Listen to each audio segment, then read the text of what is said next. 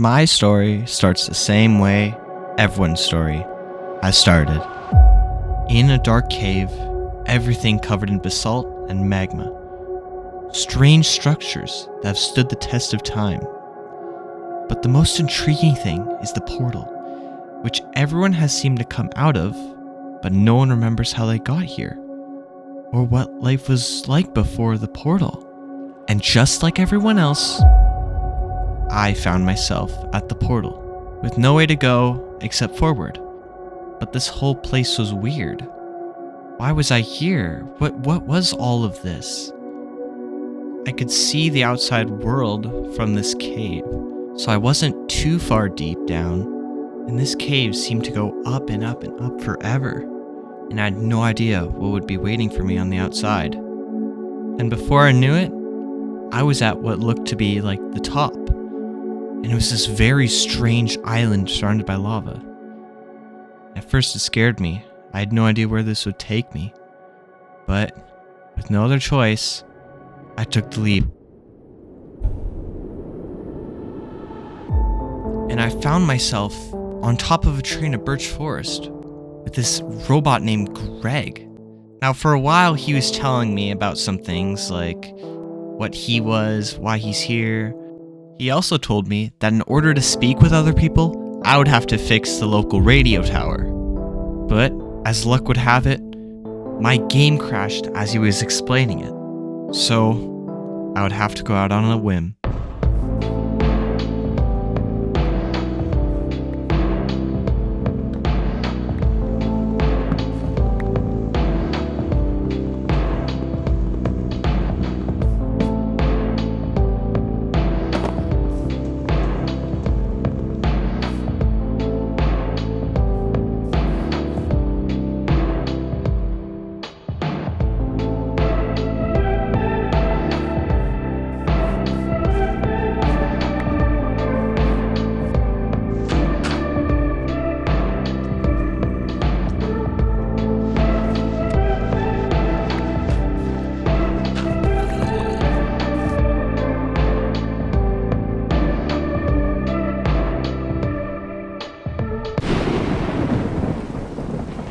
Before doing anything else, I decided I was gonna get stone tools.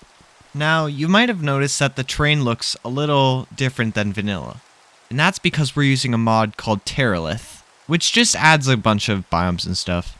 I also figured that the tower might be close to the volcano, so my first stop would be there, and who knows, maybe I'll see someone on the way there. But before going over there, I decided to check out a mountain that looked like it had a lot of ores in it. This mountain was pretty cool. Had a lot of coal, a lot of iron. I could see everything from it. And after getting as much iron as I wanted, I decided to head there without any interruptions.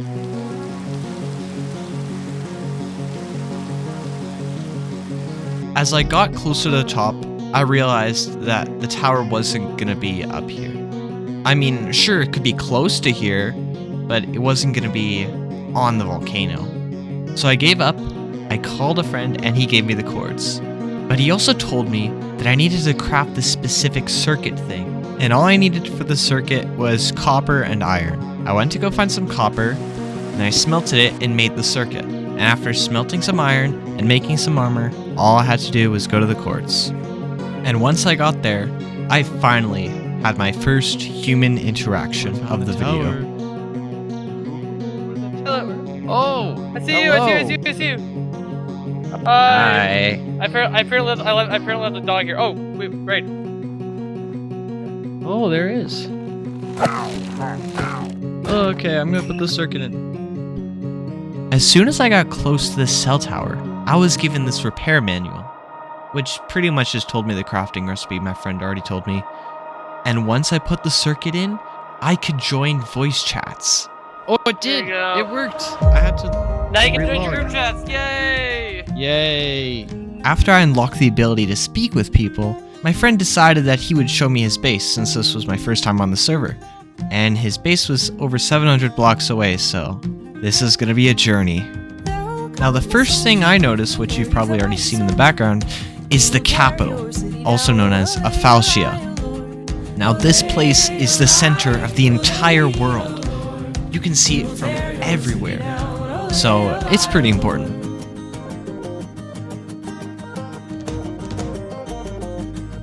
There will come a poet whose weapon is his word. He will slay you with his tongue. Olay, olay, O Lord.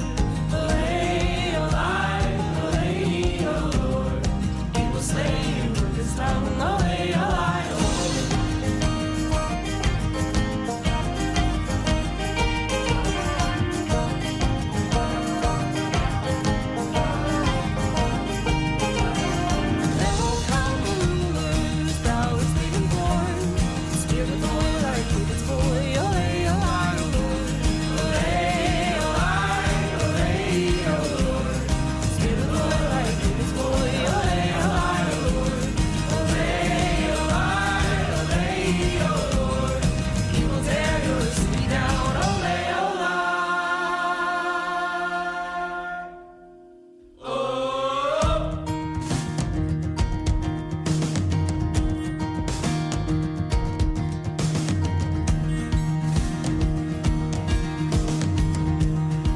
And finally, we got to his base.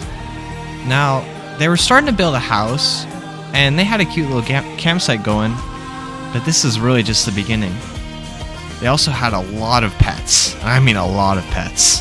He also showed me a couple biomes that were around, and they were all the right wood types for my house. Speaking of which, the two wood types I needed most was spruce and dark oak, and he had plenty of both. After he showed me the biomes, he showed me the nether, the dimension that makes it possible for two people that are continents apart to be neighbors.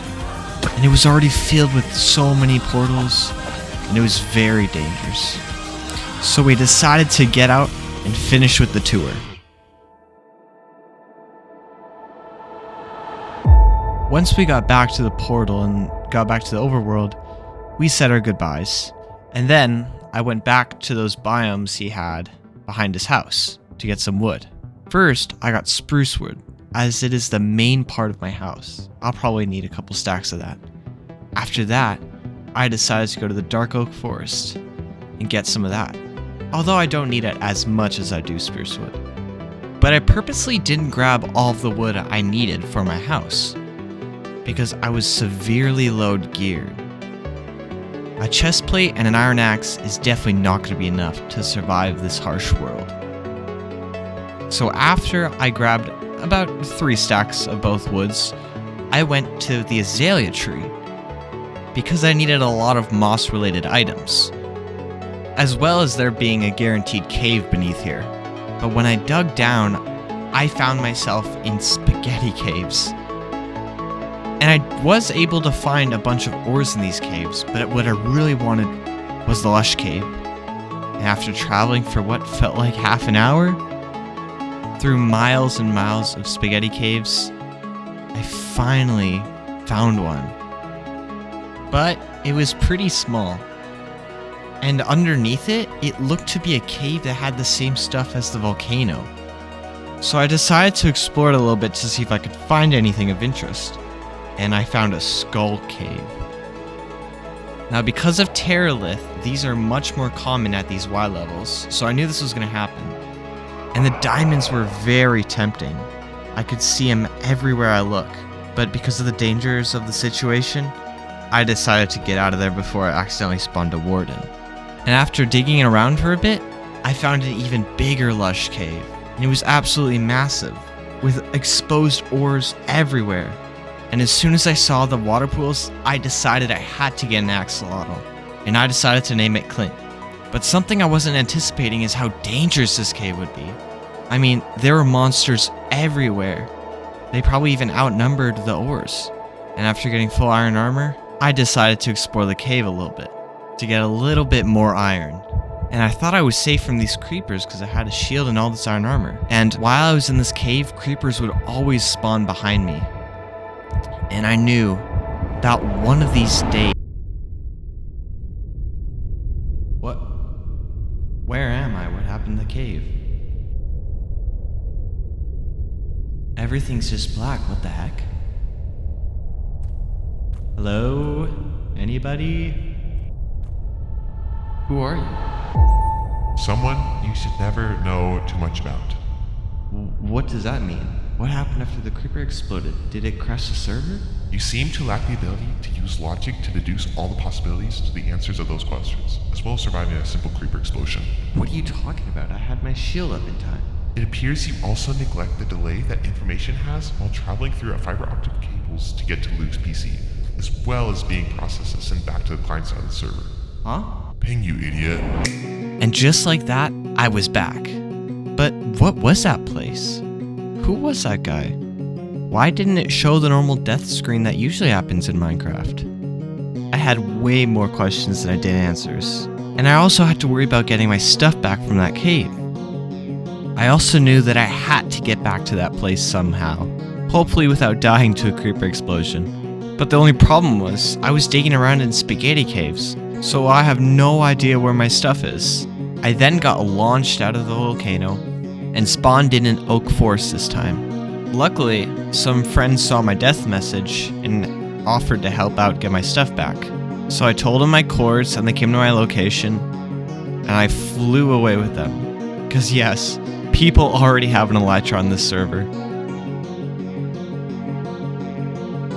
And before we knew it, we were at the tree that I dug down. But I still needed help in the spaghetti caves because I didn't have tools or armor to defend myself. And I was very eager to get my stuff back. So as soon as he placed the bucket down, I went straight in. But I forgot that you fall a little bit faster than water in Minecraft. So you can probably guess what happened. Man, I'm back here again. Oh, white guy. White guy! White guy, get back here. Come here. White guy. Where are you? You usually showed up by now. White guy. White guy. Oh, white guy! That is not my name. Well, what is this place? Is it like the void from Stranger Things or something? No, but rather this is a place non-existent in the passage of time. In here, all things are happening all at once. For example, if you walk that way, you'll see our past and future conversations. Oh. Okay, I'm gonna go see ourselves. Now! I don't care. What?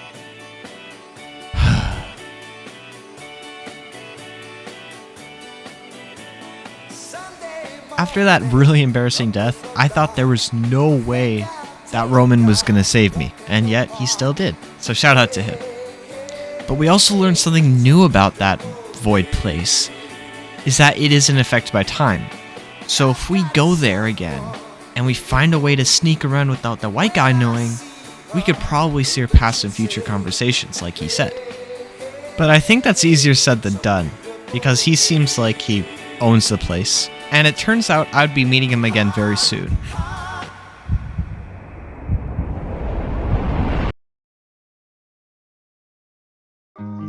Huh? Where am I? Where's the void?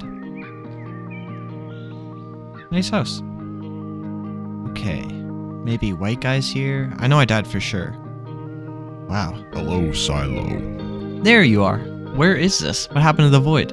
Remember when I told you that all time was happening all at once here? Yeah? Well, here's the future of Campcraft. This is after the end of the world, once everyone has logged off for the last time. The end? All good things must come to an end, you know that. So where are all the builds? Could you show me what my house looks like? I'm afraid not. Where we are is hundreds of thousands of blocks away from the volcano. Why are we out this far? Because this is where everyone was when it all ended. So we decided to go thousands of blocks out, leaving everything behind, and just ending the season? I can't say much, even this conversation is jeopardizing the future. But what I can say is there's an event that makes everyone want to leave spawn. Does it involve the volcano? I can't tell you. It probably does.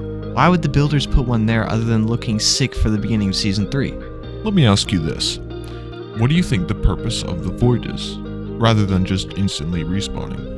I don't know. Maybe to tell the campers how bad they are in Minecraft because they die to stupid things like how you were to me? We're here to make sure that nothing bad happens. And in this future, something unexpected happens. Something that changes Campcraft as we know it. I'm here to help you stop it. Me? Why me? I've missed the first few days and this is my first season. Ask Roman to do it or something. He's been here longer than I have. Looks can be deceiving. Sometimes it's David who slays Goliath rather than it being the mighty army. Remind me again, why did David beat Goliath? I wasn't in church much as a kid, but is it because he believed in God to save him? Yes, it's because he had what the army didn't. His courage and God. Are you saying there's a God in Season 3 who will help me save the server? Now think of it as a metaphor. Before I leave you, here's a book made by people long before this place, translated by myself. It has been said that this book contains answers to the hardest problems. Thanks, but why do I need the... Ugh, and he's gone. Well, that's a first. Alright, let's see what this says. Live not for what you'll become. Rather, live for what others become. For without other people, you can't exercise your qualities of work, determination, and teamwork to your fullest. Everyone's mind is special. Remember that, Silo. And don't die so much. From the Clear One. Nice. That's a good book. Alright, can you send me back now? Hello?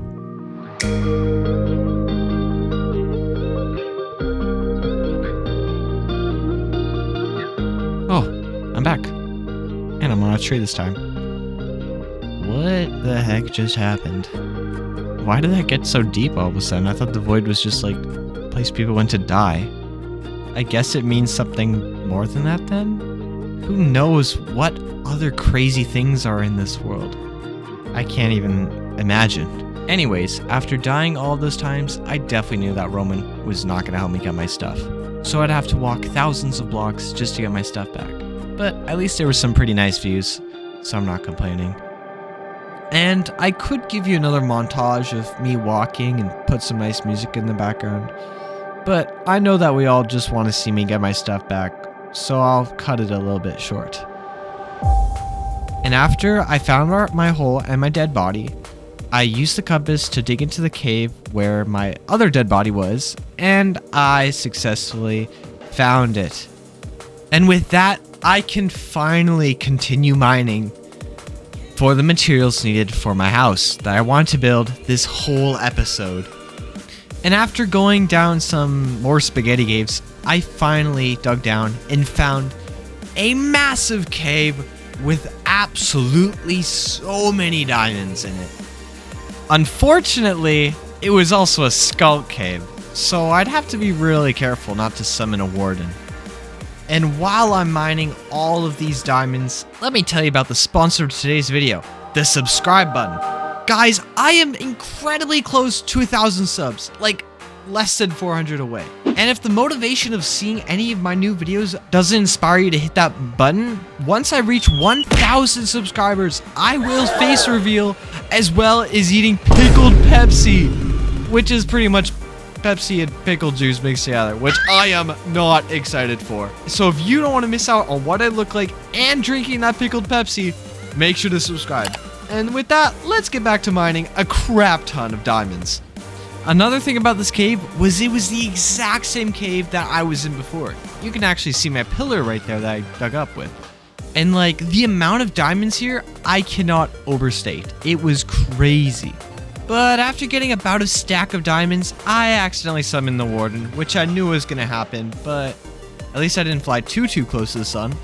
Anyways, I got out of there as fast as I could and finally went towards where the location of my house was gonna be built. And it was a long journey, but first I had to find where Pat's house was because I knew where to go from there. And since I was in the same cave that I dug up just a couple minutes before, it didn't take long to find his base. And after that, I had to take a long journey, hundreds of blocks, just to get to the perfect location I'm gonna build my house.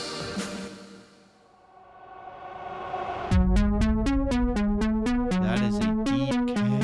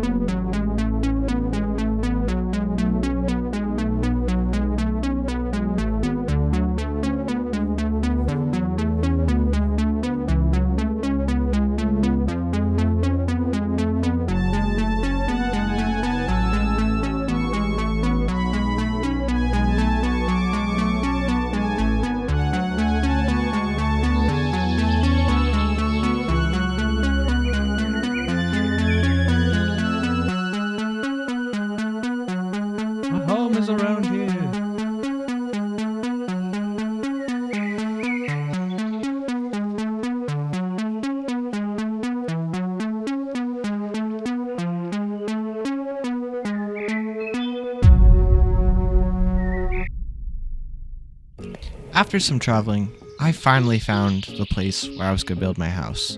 And right now it doesn't look like much, like there's a bunch of trees in the way, it's a big mess, but just trust the process. Now I should probably tell you my plans for the house. I've already designed it in a creative world, so I know exactly what it's gonna look like. But the main components of the house are gonna be cobblestone, spruce related blocks, mossy related blocks, and blackstone stairs for the roof, because it looks nice with spruce. But there's also some blocks I need for this house that are not gonna be so easy to get. One of them being pale oak wood. I haven't seen one of those biomes in this world yet, so I'd have to go adventuring quite a ways for it.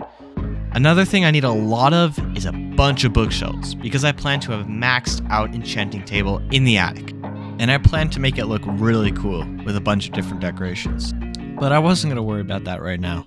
Instead, I would focus on the structure of the house. Right now, I'm placing little windowsill flower pots. I also decided to explore the area a little bit around me, and I found like a lot of dogs. And I have no idea whose dogs these are, but they're just here, I guess. But something really strange happened. When I was at home, another version of me put something in a chest. What the fuck? It was a book called Account of the Silent Hours by the One Who Observes. And with a shaky hand, I decided to read it. Chronicle of the Pale Watcher, transcribed faithfully, but not without fear. A shade grew bolder of late. Last eve it lingered at my threshold, waiting with the dignity of a guest who expects invitation. I did not turn my head, for I perceived its manner as one perceives lightning. Behind the eyes without illumination. If ever thou findest thyself under that vacant scrutiny, take heart, but do not permit hope. It chooses its subject with deliberation known only to itself. I surrender this record in the faint hope that it follows me no further. The One Who Observes. Holy shit. I had no idea what that book was, or what it meant. It could have just been people from the void messing with me. So I decided to ignore it and keep building my house. I was really starting to see my house come together. And even though I was still getting the structure of it down in the supports, and I still needed to worry about collecting more items, I still felt like this was going to be a great place to have my home. I already started to get some of the decorations in, like these azalea leaves on top of the pots. Now I still needed to get some moss related items, so I did find a cave nearby. And when I looked further in it, I found out it was a massive cave. I mean, humongous. And it was all lush caves. I had no idea that something like this could generate in Minecraft. It was so unbelievably beautiful. And even though this cave had all the materials I needed, it also had a crap ton of ores. I mean, like, so many diamonds I could hardly believe it. I thought this was like cheated in or something. And while I was down there, I even found a spider spawner. I also found a name tag in the chest. I can name my pet axolotl. But while I was down here, I found someone else's tunnel. Now, I was surprised because their tunnel was next to all these uncovered diamonds.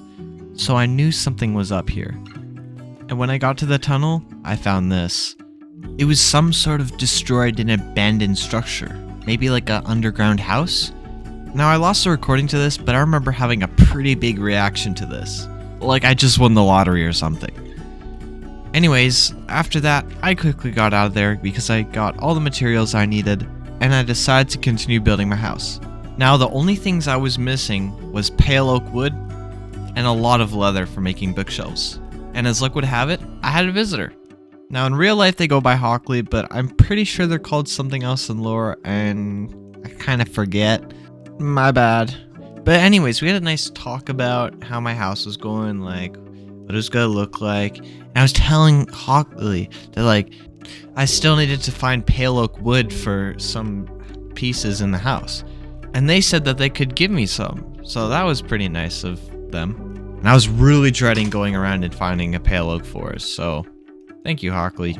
Once Hockley left, I decided to start on my roof, which I decided to use deep slate tile stairs because they complemented the dark wood really well. But then after a little bit, I realized I need sugarcane because I wanted to make a sugarcane farm. So I went out to go get it. Now, surely sugarcane isn't that hard to find, right? Oh, come on, there's a title for it. Anyways, I decided to go east across the river. because I thought that the river would have sugarcane on it. But to my horror, not a single piece of sugarcane was on that riverbank. At least on the way I found an azalea tree, which I actually needed some leaves for its decorations. I also found this huge beech, but not one single piece of sugarcane. And even crazier, on the way I found this crazy biome, and it turns out that this biome has the wood I needed that I asked Hockley for. So I guess I didn't need Hockley to get me that wood anymore. And this biome was really weird. It had nether blocks in it, it had amethyst, it had multiple types of wood. Overall, it was a very strange Terralith biome. Then I went on my way to try to find the sugarcane I've been looking for. Now at this point, I thought I was going crazy. I thought sugarcane just did not spawn in the server. But after going through this little tiny overhang here, which looked really pretty, across the lake, I finally found 4 pieces of sugarcane. I rushed over there to get it, and finally, I had sugarcane. See, that wasn't too long. Like, why did we need a title for that? Then I finally placed down the sugarcane. Anyways, once I got home, I decided to add some decorations with the azalea leaves I had picked up on my journey, which mainly consisted of some flowers in my home and even a little flowering azalea pot in front. Then I wanted to add a second floor to my house for enchanting and a storage room, but I'll worry about those later. I really wanted to focus on getting honeycomb, because I was going to need a lot of candles as decoration in my house. And while that was happening, the sugarcane was growing in my house, so that would be the easier part of the books. The hard part would be getting the leather. Luckily, while I was looking for beehives, I found some cows along the way. Now at this point, about an hour or 2 has passed in the game, so it's probably about time I show you the house tour, since it's mostly done. On the roof here, we have a chimney made of andesite. I decorated the flower beds with some flowers. Here's how the attic looks so far. We have some moss carpets, and I will be putting chests here in the future. This is where I'll be putting my enchantment table. And my favorite part, a fully functioning kitchen, filled with a fridge, a working stove, and a freezer for my frozen food. I also built a chair outside my house, and then this is my mailbox where I'll put a chiseled bookshelf there eventually. And this will be my little square of useful blocks that I'll need for everyday things. This is my little bunk bed design that I'm actually pretty proud of. And the top bed will go right up here. I also added a nice soft lighting with these lanterns. After gathering resources for a bit, one of my friends asked me to help him cure some villagers, so I said yes. He also had some new additions to his house, such as this happy ghast. The first zombie villager he had was in a boat hidden in a cave nearby. There was a zombie in the boat with him, so he decided to kill that. Then we broke its boat, and I led it over to the area where his villagers would be in the future. It was pretty much the same story for the second villager, although it was in a cave closer to the house. After we got them both in the same boat, we splashed him with weakness and we gave him golden apples. So now, he could have his villagers. And since both villagers were cured, my job here was done, and we both said our goodbyes. And I decided to go home through the nether, since it was the safest and fastest option.